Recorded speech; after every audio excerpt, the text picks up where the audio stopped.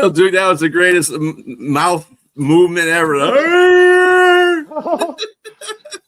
Welcome back to another fun episode, ladies and gentlemen, of BW Flix, the average movie critics. I am your host, James J. Train Martin. This is my co-host, Brian Arndt, and we are glad to be back celebrating the month of May. We are celebrating our fallen veterans for Memorial Day, which is coming up on the 25th, this coming Monday. And we have been celebrating all month by giving you reviews of military movies, legal movies. Previously, we did Presumed Innocent. We also did The Messenger recently, which is one of my favorite movies. And today, we're going to keep it military, but we're not going to go any law movie. We're going to, well, sort of. We did go law, but combination law, military.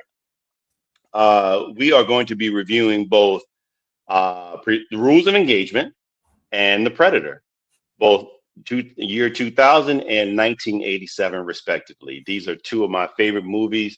I can watch them over and over again. And if you have not seen them, too bad for you, because I'm going to give you, as we always do, we give spoilers. So if you don't want to watch the episode with spoilers, please don't watch this show. But we always give spoilers, and we love engaging and talking with the crowd about the movies, and we love talking about the movies, even if they're bad as all get out. But it's just our fun thing to do. Both Brian and I have loved talking about movies. So without further ado, let's get started. We're going to start with Rules of Engagement. B, why don't you give us some superlatives on that movie, and we'll get started. Okay, Rules of Engagement came out in 2000. It was directed by William Friedkin. And it is starring Tommy Lee Jones as Colonel Hayes Hodges, Samuel L. Jackson as Colonel Terry L. Childers, Guy Pearce as Major Mark Biggs, Bruce Greenwood as Bill Sokol, Blair Underwood as Captain Lee, Philip Baker Hall as General H. Hodges, Lawrence Hodges, which is his father, Tommy Lee's father, and Nicky Katt as Hayes Lawrence Hodges III, which is Tommy Lee's son. Ben Kingsley is Ambassador Moran. I'm having a problem with names today. But anyway, yes, so those are the peoples in the cast. The music was by Mark Isham. It's distributed by Paramount Pictures in the United States, Buena Vista International abroad. The release date was April 7th, 2000. By the way, the production companies were Scott Rudin Productions, which is no longer in existence, Seven Arts Pictures, and the Zanuck Company. Running time is 127 minutes. The budget was $60 million, and it just went over slightly. The box office is $71.7 million. So, yeah, that's a bit of a bust. Not good. Yeah, a bit of a bust. Speaking of which, can you repeat the name of the guy who did the music for me? The guy that did the music was Mark Isham. Mark Isham with the Rules of Engagement Jizzams. Yes. Jazz. Yes. He's a very jazz and electronic. He's a trumpeter and a keyboardist. He works in a variety of genres, including jazz and electronic. So he's also acclaimed composer of film scores and has done over 200 film and television productions since his debut in 1983. Well, I'm going to give you a little bit of trumpet sound, the taps, if you want to hear a little bit of that. I could do a little trumpet sound in honor of Mr. I'm about to say Izam, or whatever his name is.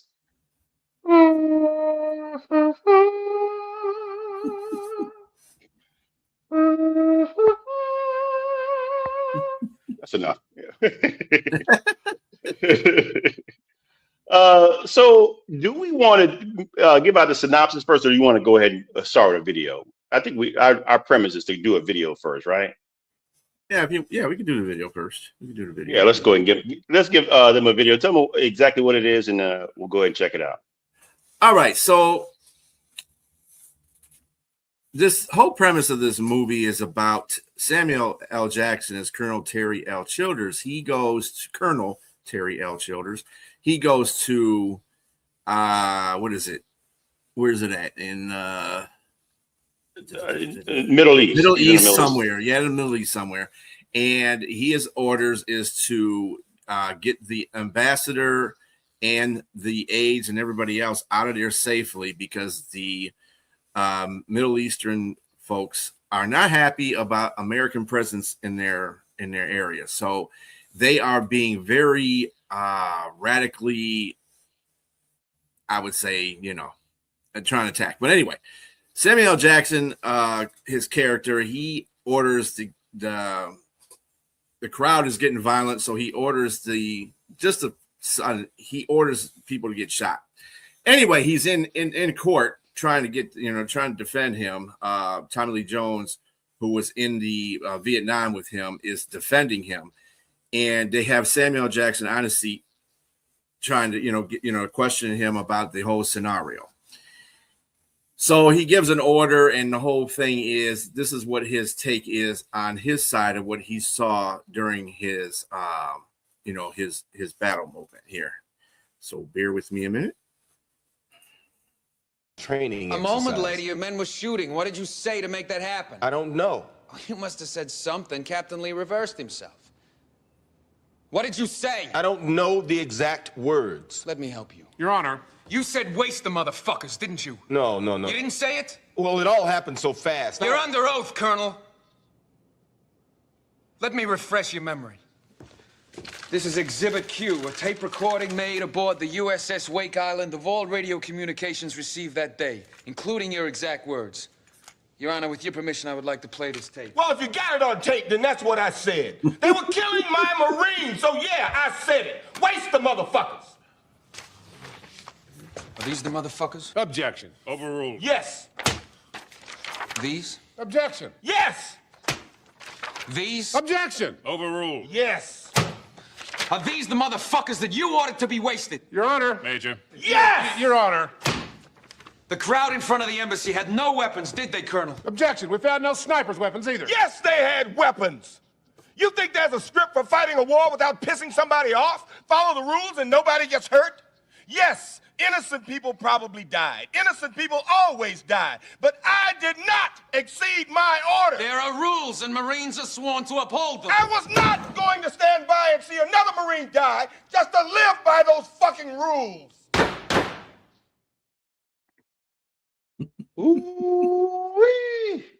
Yeah. Boy, typical Samuel Jackson, boy. Rare form when he gets riled up. He probably, when they said cut, he probably was still riled up. I can only imagine. Everybody just walking back, walking away from me. Sam, you okay? Samuel mother effing Jackson. That's what you Yes, pretty much. He loves that word. He loves Samuel that word. Waste the MF Jackson. I love when they have him on What's Up With That on SNL. He had said a couple of things. They had to stop him. Right. Hold on. Oh, we're gonna get cut off there now. Right. We're not on cable. We're on FCC TV. That's what they were saying. Pretty much FCC. It was like, okay, they got rules. All right. So just as a brief synopsis of the movie, I know B kind of alluded to what the movie was about.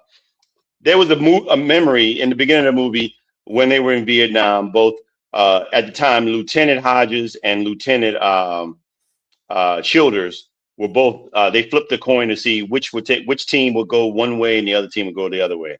Okay, so Hodges went one way. His team came under heavy fire, and most of his team was killed, and he got shot too. He got shot first, actually. He hit the deck, and he still lived.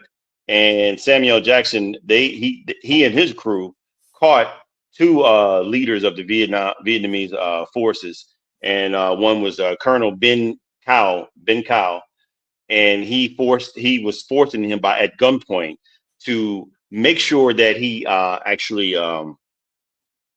call off his forces so they can salvage and protect the rest of their team, and they wouldn't do it. So he warned him, and he shot one guy, the second in command, and threatened to do the same to him. And finally, he relented, and they were able to save at the time, Lieutenant Hodges' life. And Lieutenant Hodges, and of course, ultimately had to leave that part of his life. He couldn't go out into a field anymore, but yet he became a lawyer, an attorney in the law in JAG, and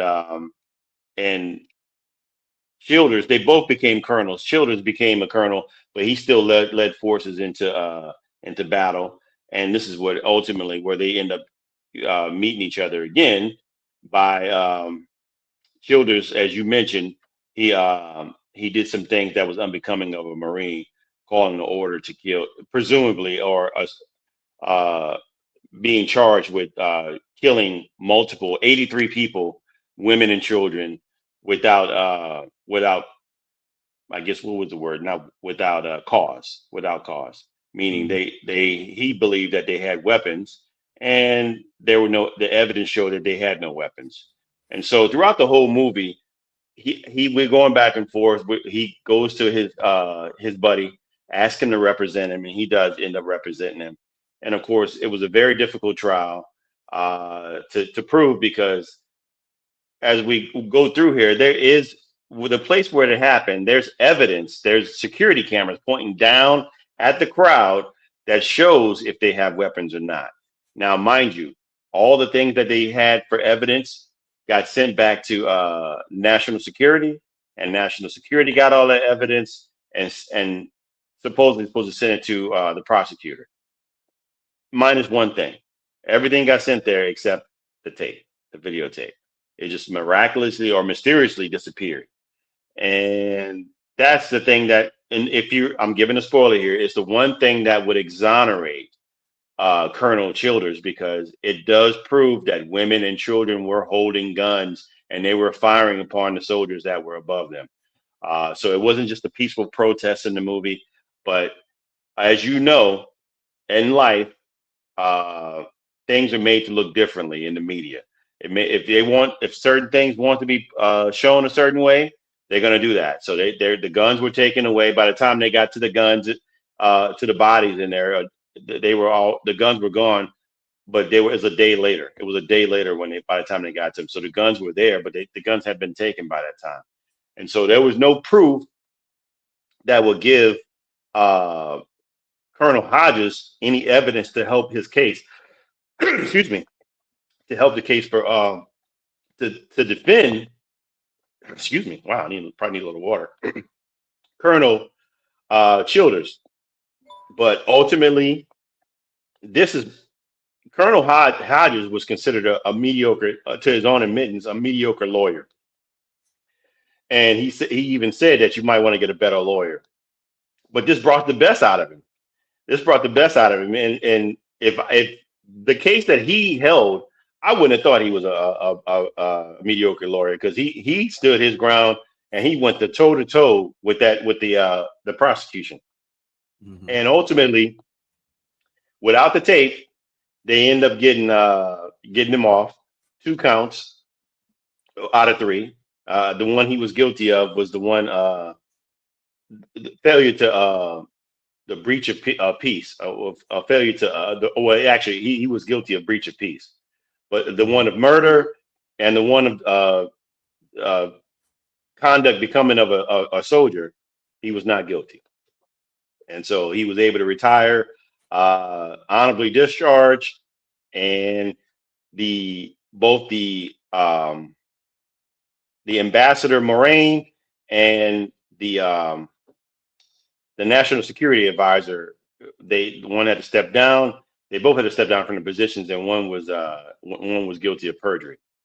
So here we are. Here we are with this movie. The first question is the direction of the movie.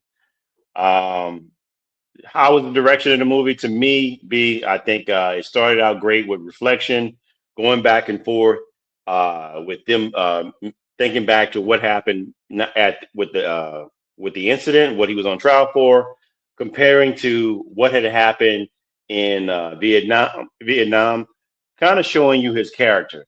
His character was in question a little bit because of how he was able to do things. It's like the lines of the rules were blurred. It was blurred. He had to kill one guy to save crew. He had to kill, and later on, 30 years later or 20 years later, he had to kill a multitude of women and children to save his crew, but they all had weapons, and so. But again, the lines were blurred. So, I love the direction of that and how it was kind of masked and hidden a little bit, and how you have to figure it out a little bit. But at the same time, it wasn't masked like I mentioned earlier when we were talking offline. The uh, the truth came out in the middle of the movie when the videotape was actually watched by the national security advisor, but he burned the tape because he didn't want the truth to come out. He didn't want the United States to face flack for anything. He wanted a fall guy, and the fall guy was Colonel Childers. So to ruin a man's life because you wanted a fall guy, you didn't want the truth to come out. And I thought it was a good movie. I thought the direction was pretty good. What did you think of the direction of the movie? Well, like I said, it was. I think the whole thing in the beginning of the movie, or when they not the Vietnam thing part, but the part where he went to the Middle East. The Middle East. To go take care of get the ambassador and his family all together and safe.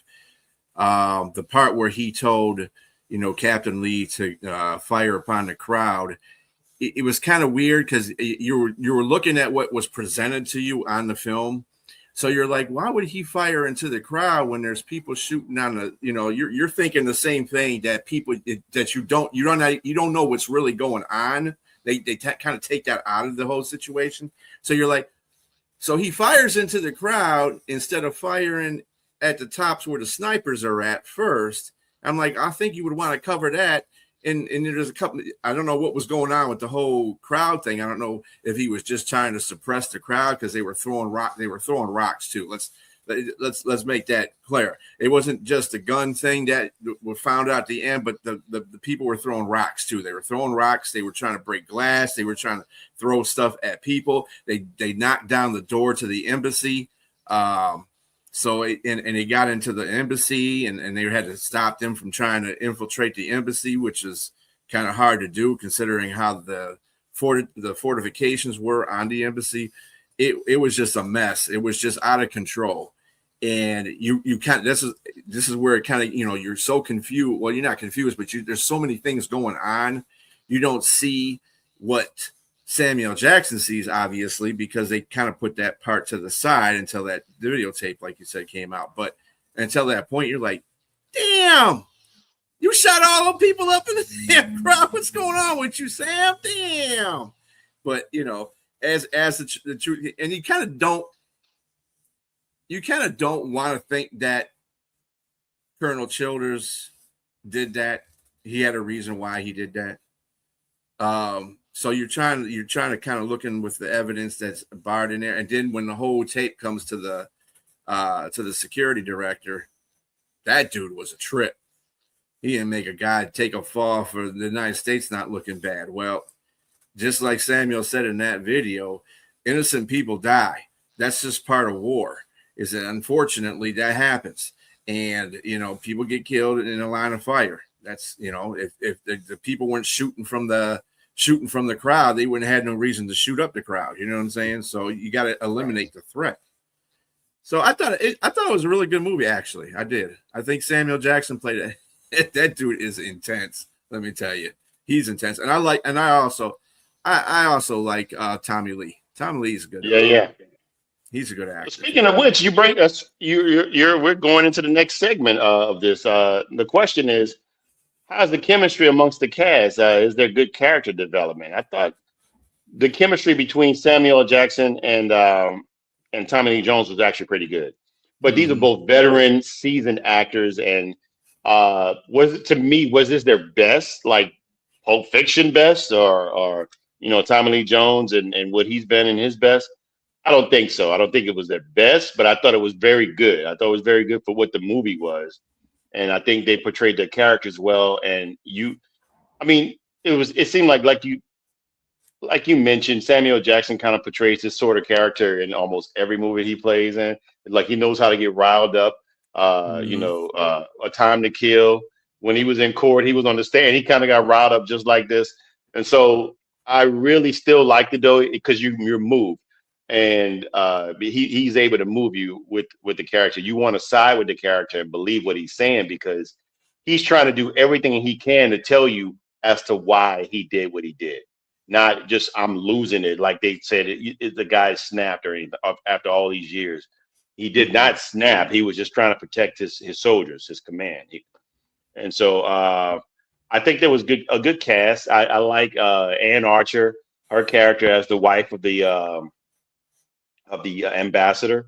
You know they look back at her when he's telling, knowing that's not the truth of what the matter. He totally lying about how he was manhandled when they treated him with fairly, and then he looked back at the wife, and you can tell on her face, look at body language is everything, and so that's what I thought was really good by the character of Colonel Hodges and Tommy Lee Jones is how he's portraying to say, look, not don't just look at him, but look at the wife as well to see how she responds to what he's saying.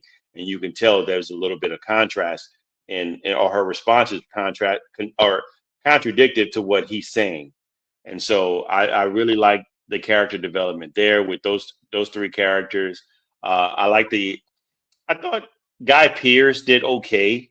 To me, this movie reminds me of if I had to make a baby with two movies, I would say two directors or two movie styles. It would be Rob Ryan with A Few Good Men, and also not the director, but the movies themselves, Tom Clancy's movies. It kind of seemed like it's just a mixture of things that from different movies they kind of pulled and put it into one movie here. But like you said, it was a good movie. I liked it. I think, like I said, some characters were developed. For the most part, most characters were developed. I think they could have brought a little bit more with the national security advisor, considering he was an antagonist. It could have did a little bit more because I think, and what probably would happen besides words on the screen, what would happen to them? Him and the ambassador. But what do you think about the chemistry and the character development? I think the chemistry was great between, there's a lot of scenes in this movie too that we haven't really talked about, like the time when Tommy Lee, he went to the Middle East to do the investigation himself, and he met the doctor there that was taking care of the patients that were caught up in the whole situation, and it made him believe things. And he got drunk on the plane ride back, and as soon as he got landed, he went to Colonel Childers' house and banged on the door. And they had a little scuffle. Him and they were fighting in there because he thought that he was lying to him. He said, "What you got me into?" and all that stuff. And they started fighting each other. Now remember, Colonel Hodges was drunk, so that's a little bit part of it as well. But it's things like that. What's going on, Rob? It's things like that made that movie, and you could tell. I really think they really did have a very good chemistry in that movie. They really did. I mean, they acted like they were war buddies. Really, I mean, it convinced you that they were war buddies from way past the whole thing where he was given the sword because he was retiring, Colonel Hodges, at the party and stuff like that. All that stuff, and then it was like he showed up. Childers showed up and was like, "Hey, that's my guy. Yeah, what's going on?" No, we're not on Predator yet. We're just about done here, but we're getting to the Predator in just a minute. So I think the movie was really good. I'm with you. It kind of gave me A Few Good Men moments, especially the Homer, like the fact when Jack Nicklaus he says, you can't handle the truth. It's kind of like the same thing that Samuel Jackson got up and said. You know what I'm saying? It's like Right. There's no such thing as rules of engagement. When you're out there doing the field work, fuck the rules of engagement. That's basically what he said. So, right, exactly. Well, I mean, I agree with you there. I like the part of Tommy Lee Jones because you can see there's insecurity there. How he even mentioned when he's at his retirement party, somebody who can win a few more cases. I mean, or not lose any more cases or something like that. And it kind of alludes to him not being a really good lawyer. He's probably kind of mediocre, and also he goes and he wants to defend his buddy. He goes and looks at the monument, the Vietnam monument, where he sees all the guys that died. So all that's revving him up, and he's getting like amped up to do to defend his buddy. And you can see steadily as he's working hard, he's working diligently. Like you say, he goes back to the Middle East, gets evidence, and he endures. I mean, like you say, he does. He gets those tapes. He knows those tapes what they are. A lot of things kind of make sense. And like you say, he got drunk and he saw the bodies of the children. That's the emotional aspect of it. But at the same time, the evidence is what kind of leaning more towards coming back to reality and saying, okay, this is it's likely some things happen. And of course, there's that missing tape. Why would the tape be missing? Everything should have gone to its proper channels and got to where they are. Everything except the tape. Everything except the tape. That doesn't make any sense. That's not logical. And so, yes, I enjoy the characters. I thought he was brilliant when he defended and made the case towards him being not guilty. And of course, it worked because they didn't have a tape, and it still worked. This movie. My question to you. Let's see here. Where is that? I do have a question about that. Where is it? Oh yeah. Was the movie believable and moving? For me, to some degree, it was very difficult to believe without the video evidence. I loved. I mean, I did. I mean, I know I'm contradicting myself. I say I liked it. The fact that he was able to do that. But in reality, would you be able to get somebody off like that without having concrete evidence, considering how damning, how serious the nature of the charges were? And that's why I was like, okay, is this movie believable in that regard? He did some other things he got those tapes, those audio tapes, but it's kind of circumstantial evidence. They could just he could have found those tapes. It doesn't mean he was actually believing in that, what was on it, the Shihad stuff. And also, how did they figure out the National Security Advisor hid the evidence? And so, because it said at the end, he had to step down because of that. And of course, the ambassador perjured, but how was it found out to be true that he perjured? Did the wife finally come out and say something about it? I don't know. I mean, it's just those are the question marks that we had. It seemed like they didn't have enough time to finish these things off, and they put it up in the words of the movie. It feels good like that, but at the same time, the logical part of me was like, did they really figure that out? How did they figure it out? And now it's left for interpretation. And so that's the kind of part I didn't think was believable enough. But I thought the whole movie itself was believable enough to like it and to watch it again. It's just I think that small part for me at the end was kind of like, okay, it's kind of tough to believe that. It's kind of like the fairy tale ending. Yes, exactly. It was more of a fairy tale ending. And so for me, with this said, I'll let you make your point in. I gave this 3 buckets of popcorn. Okay. 3 buckets of popcorn. It is dancing popcorn.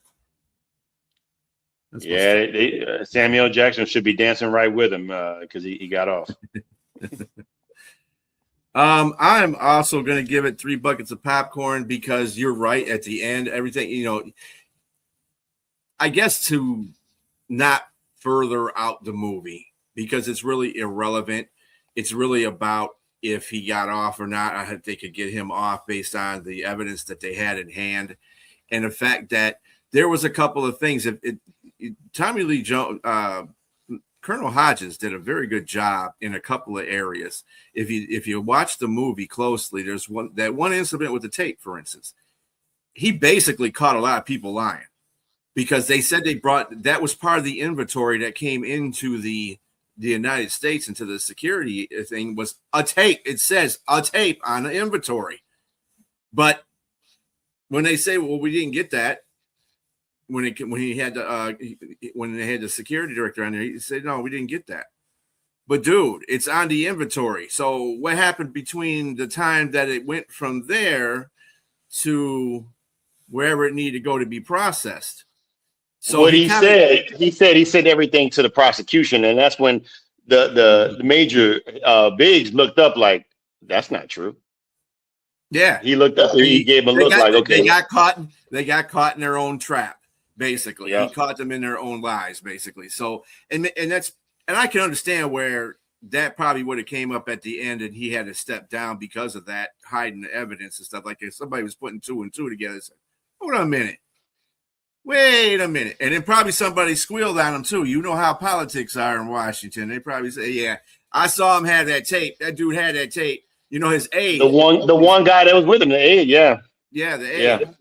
And then but like I said, it was left for interpretation, right? Yeah, it was left to it. Yeah, it was left into interpretation. But yeah, I'm also giving it 3 as well because it was a really good movie.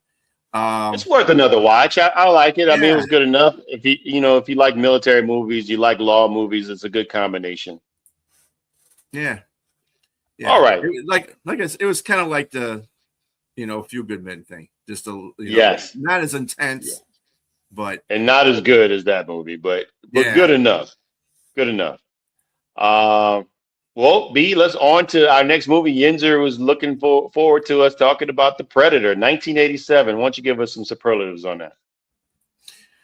All right. Yes, 1987 was the film. John McTiernan was the director. It was starring Arnold Schwarzenegger as Dutch. Elpidia Carrillo. I really got to get on to these names. As Anna Gonsalves, she was the one that got captured. Carl Weathers as Al Dillon. Richard Chavez as Pancho Ramirez. Sonny Ladman as Billy Soul. Bill Duke as Mac Elliott. Jesse Ventura as Blaine Cooper. Shane Black as Rick Hawkins. R.G. Armstrong as General Homer Phillips, and Kevin Peter Hall, or Peter Cullen, is the voice of the Predator. And just a superlative on that, he was picked because this dude was 7'2".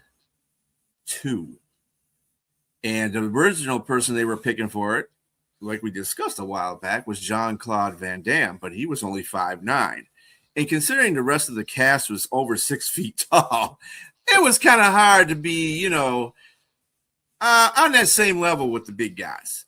Let's just say it worked out. It worked out well for everybody. It worked out well for it. And let me tell you something, Kevin Peter Hall, this is not his first rodeo. He also did the Sasquatch in Harry and the Hendersons. That's right. And the first time I saw, if for anybody who doesn't know 80s trivia, there was a show called Misfits of Science. It was short-lived. It was a one-season, one-off, and everybody, it was different characters. He played the character he was a scientist, and he can shrink to the size of a small person. But he was 7'2". Oh, so yeah. I love that show, Misfits of Science, as a kid, but I'll have to go see if I can find that. But yeah, cool, man. And what did this movie do at the box office? Well, the music was by our good pal Alan Silvestri. He's done a lot of movie soundtracks as well. Production companies were 20th Century Fox, Davis Entertainment. It was distributed by 20th Century Fox. Release date was June 12, 1987. Running time was 107 minutes. Budget $15 to $18 million. Box office smashed $98.3 million. I'm sure it's still making money because you've seen it so many times on streaming. Wow. And it's got subsequent sequels too as well. Yep. Exactly. Scared of the actor who played Billy. Oh, that's Sonny Landham. Yeah. Everybody, it wasn't just the director. Yinzer, everybody was scared of him. They didn't know he was unpredictable. They didn't know how he would act. Sonny was a little volatile in real life. So yeah, he was a little volatile. But I loved his character. I loved him. And he was also Billy the Indian on he was on Action Jackson. And he was on 48 Hours. He played Billy the Indian on 48 Hours. So yeah, but he played that character well, man. Maybe that's who he was in real life. Who knows? Yeah, but a lot of people. You're right. The director and other people were like, even Arnold, they had to watch him because he was a little volatile. But that being said, let's before we get a synopsis, let's go ahead and show our video, man. Well, let's do this. Let's do. Oh, you want me to give the synopsis? Yeah, because you know what? It kind of didn't work the first time because I kind of had to tell the thing before you did your synopsis. I think it'd be better because the film will go off your synopsis. Yeah. Absolutely. Let's give a synopsis first, ladies and gentlemen. Well, it's a band of mercenaries led by Dutch, the major, and they're recruited to go on a rescue mission to rescue a cabinet minister in Central America. Um, After a helicopter it was shot down, Dutch, under his leadership, he takes the mercenaries plus a CIA operative by the name of Al Dillon to go in and rescue those guys. They end up fighting a bunch of gorillas, not the ones in the mist. We're actually talking about gorillas in in Central America. Guerrillas. Although the hostages were killed, the truth ends up coming out that they weren't cabinet ministers; they were CIA operatives. So they found out Al had some other stuff going on, and they had some other stuff planned. They were trying to get in there and find out about a mission between the Russians and the guerrillas. And they found out that guys was supposed to come in. Green Berets was supposed to come in and rescue these guys, but they got skinned alive, which was Jim Hopper and his crew. And afterwards, going forward, one by one, these guys are not getting picked off by guerrillas, but they're getting picked off by this strange mystery villain or foe. And they find out there's something different. They try to trap him, and they do. And the rest of the crew gets killed, minus Dutch and Anna, the one name you couldn't pronounce there. And eventually, Dutch is on his way. He's going through a maze and all kind of stuff, like a roller coaster ride, falling in the water, landing in mud, being stealth in the mud. He presents himself in the battle. He goes head to head in a formidable battle against the alien, but eventually the mud comes off. The alien looks at him and say, "Hey, you're formidable. I want to beat you up."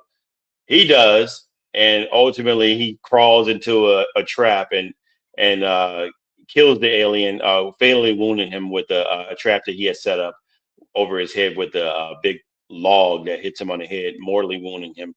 The alien realizes he's going to die, so he self-destructs a bomb that he has on his arm. Dutch survives. The helicopter comes and picks him up, and the movie ends. Mm-hmm. Yes, sir. And this is part of the whole thing where he decided he was going to cover himself with mud, because the mud was the predator. Dutch, that is, right? Dutch. Yeah, Dutch. Yeah. Dutch covers himself with mud because he understands that the predator is trying to find him his thermals, and he kind of he falls into the water and he gets muddied up, and then the predator just walks by and doesn't even notice him. He's like, "Wait a minute, how he didn't see me?" Then he realizes he can't see my thermals. That's probably how he's detected me, because of my thermals. This is all coming into his head. So what he does, he covers himself head to toe with mud, and this is a part where he is waiting for the predator to come around to try to get him into a trap or try to kill him. Time. Look at you, Rob. Look at you. Yins are on it. Thank you, sir. That's why that's your favorite movie. I can see. But anyway, here's the part that he's covered with mud.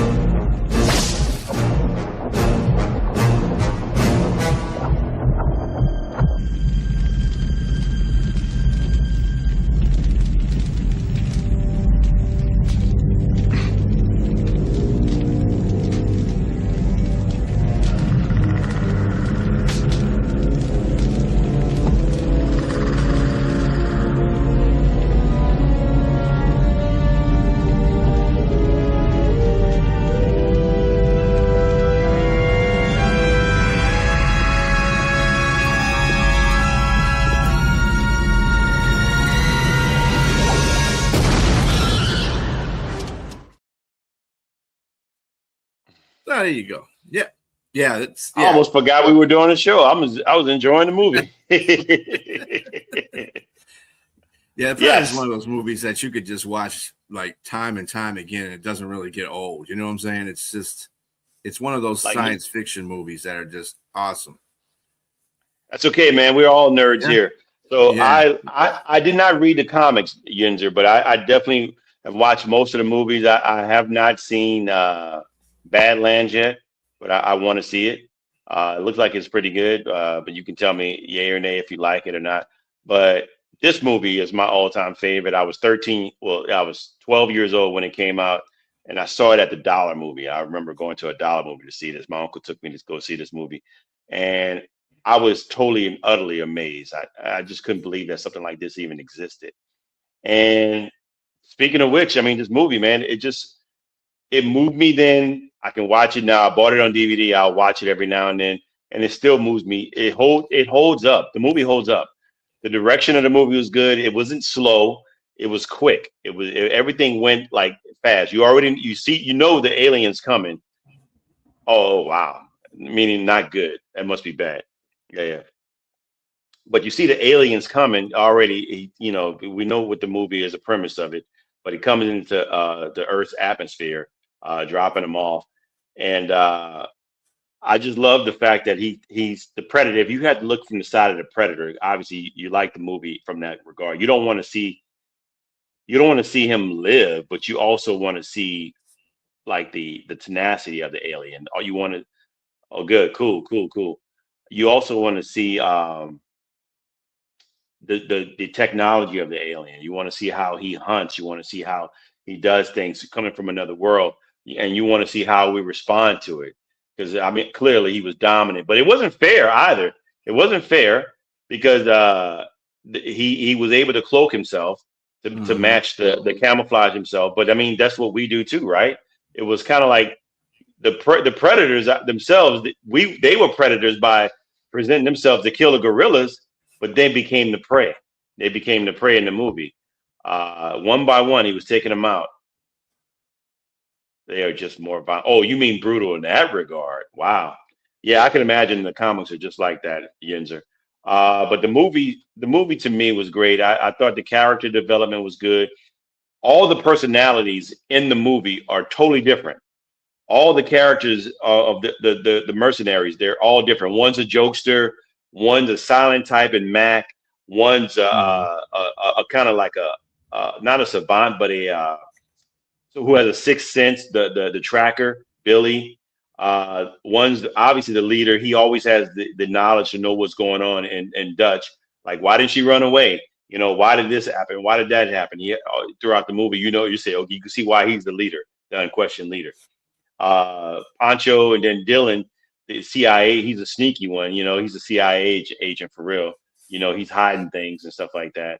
But then you realize he's his friend as well because he comes back and help. He wants to get even, that kind of thing. He goes after Mac. All in all, man, to me, this is one of the best movies ever to come out. It has a high IMDb rating. I think you didn't mention it, but it was like was it 7.8 or something like that? 7.8. It has 7.8 rating, which is high for a movie. Um, Mhm. but yeah, what do you think about the direction of the movie? Oh, this is probably one of the most epic movies of all time. It's one of those ones, like I said, you could sit there and watch it time and time again. It doesn't get old. I think the direction of the movie is so good that if you watch this probably in another 20 years, you would still be excited to see, you still be enticed to see it. I think where it took off from this point too, I like the point that it melded with the Alien series. I like a lot of the Alien versus Predator movies. Well, not a lot of them, but a couple of them that I liked.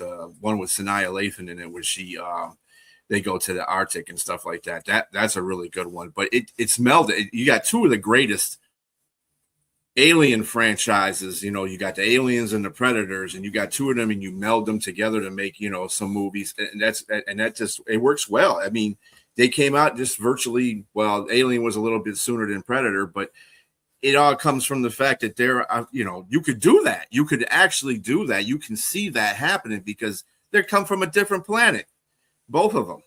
And Alien's been around for a long period of time, where the Predators have been around for, Warrior like for a long period of time. They're gonna end up together because it's whoever, the Predators are always looking for challenges. They're like they're looking for the ultimate hunt, and that's what the Aliens were. So I mean, everything just kind of lines up really well, and it started with this series here, with this Predator series. Awesome, just awesome.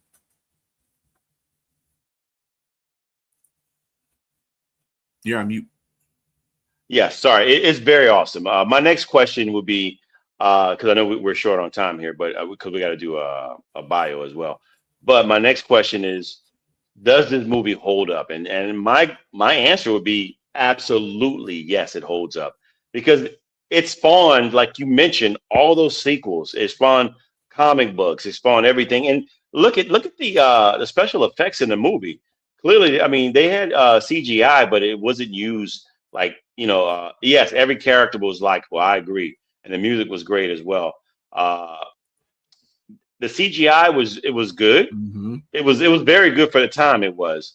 You look at it now, obviously it's not the same thing, but they had to use the mandibles that they made those like animatronic, on the character. And the guy wearing a costume, from what I understand, the heat was blistering in that costume. It was unreal. But all the work they did when Blaine was shot through the back and his chest was all cauterized and fused, it was just impressive work. They did a lot of great work. They were, for special effects, they were nominated for an Oscar as well. So it just holds up, like I said, in that regard. It was entertaining. The movie was entertaining, mysterious, scary. Because, I mean, that one scene with Dylan, when he saw him, he started shooting, and Alien shot his arm off, and the arm was still shooting the gun. And then he turns around and you see the arms like cut off, but it's cauterized because it's not bleeding. And it just, it was creepy. And you see him just running around in that cloak, and he pulls out that blade, a double blade, and picks him up with the blade. Oh, you hear that screech. It still guts me to this day listening to that scream when he's screaming. This grown man getting gutted, man. And then, of course, Billy throws his gun down and everything else, pulls out the knife. And that part, to me, that's the one part I believe, honestly, I thought was goofy. And I don't like to use the word goofy for everything, but I'm like, but you know me with goofy. But he draws the gun down. He takes a knife out and slices a slice across his chest. And next thing you know, we hear, ah! Like, okay, he dies. Like, you don't even get to see a fight at all. He just gets taken out, just like Dylan. But other than that, to me, the movie is great. It's a 4-star. I'm not going to give it a 5 because there's a couple of things I could take away from it. Small, very minor things like that one thing I just mentioned. But I'm going to give it 4 buckets of popcorn. I was going to. Whoops. What happened? I'm going to move somebody. Somebody left. I was going to give it to. Where did he go? Uh-oh. There he goes. There he goes. Sorry about that. Whoops. I don't know what happened. So I 4 popcorns. That was good. I was going to give it. I was going to give it 5, to tell you the truth. Well, it's on you. But, hey, man, it's your world. I was going to give it to 5, but you know what?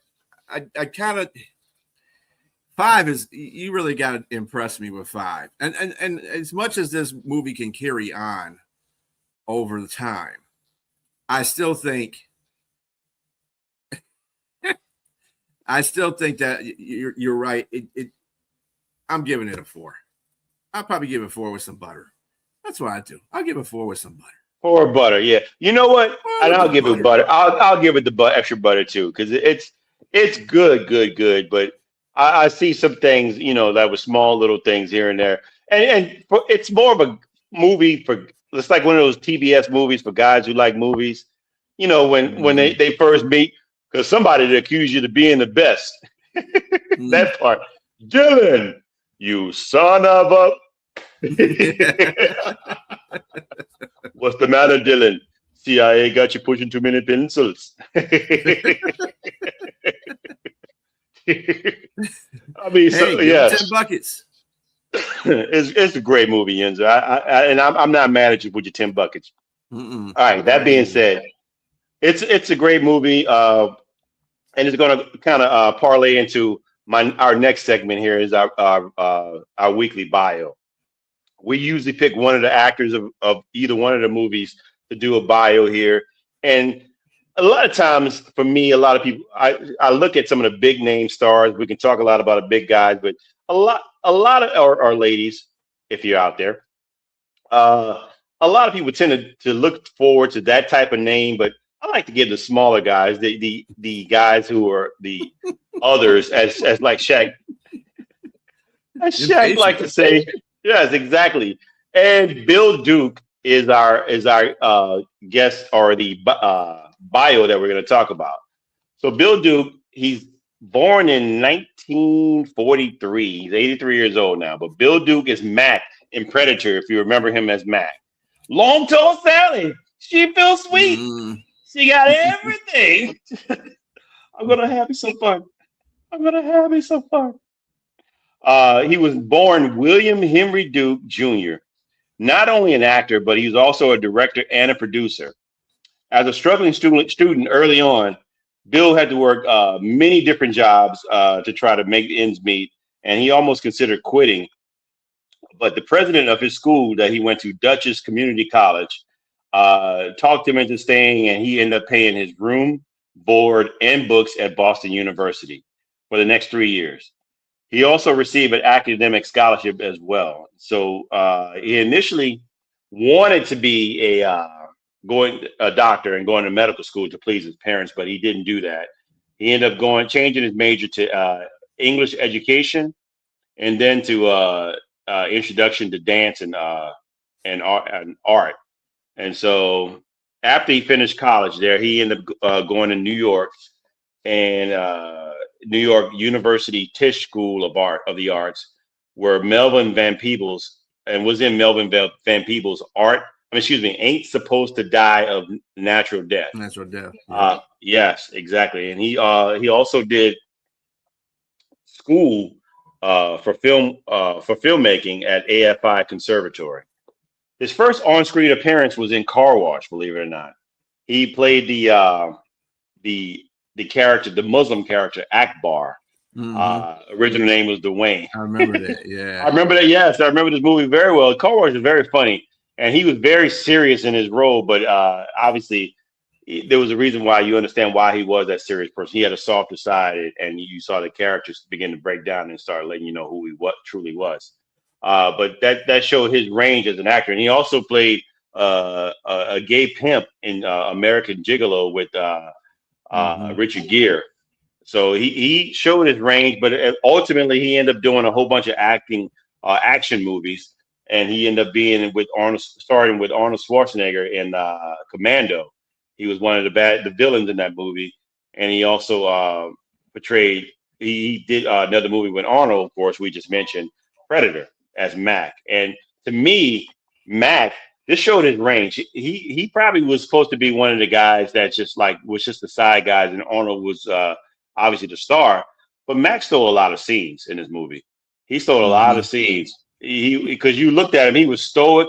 That monologue he did when he was over Blaine's body, and he said, "Here we are again, bro, just you and me."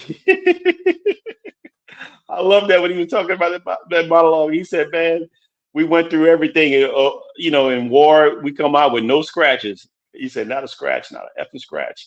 He said, "When I see you again, I'm gonna tell your name into him. Man, I just love that. I loved his roles as a police officer. He played a police chief in Action Jackson in your neck of the woods in Detroit. He also played a bad corrupt cop in Payback and another movie with Mel Gibson. He was also a cop in Menace to Society, which became a meme in 1993, where Kane, he's interrogating Kane, and he said, "You know you effed up, right? You know you effed up." That's a total meme right now. I love seeing that part of the movie. He had a small part of that movie, and he also directed things. He directed some movies, shows. He was accidentally made as a director for Knots Landing, and he did so well that he was able to get more episodes to direct. He did 10 episodes. He did Hoodlum, Sister Act 2, Deep Cover, A Raisin in the Sun.